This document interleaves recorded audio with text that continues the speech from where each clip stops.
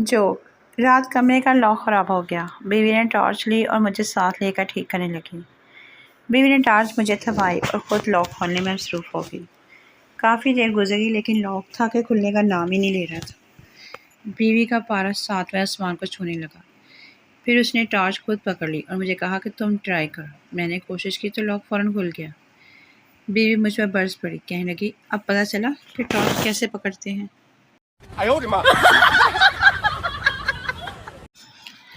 جو ڈاکٹر کی بیوی کا آپریشن ہونے والا تھا، خود ڈاکٹر صاحب بھی آپریشن کرنے لگے تھے۔ ان کی مدد کے لیے 2 نرسیں بھی آپریشن تھیٹر میں موجود تھیں۔ ڈاکٹر نے بیوی کو انجیکشن لگا کر بے ہوش کرنے کی کوشش کی مگر بیوی پر کوئی اثر نہیں ہوا۔ پھر ڈاکٹر نے کلوروفارم سے کھا کر بے ہوش کرنا چاہا لیکن اس کے باوجود نہیں ہوئی۔ یہ دیکھ کر ڈاکٹر صاحب بہت پریشان ہوئے۔ اپنے شوہر ڈاکٹر کو پریشان ہوتا دیکھ کر بیوی نے کہا جب تک یہ دونوں چڑیلیں تمہارے ساتھ ہوں گی میں کبھی بے ہوش نہیں ہوں گی۔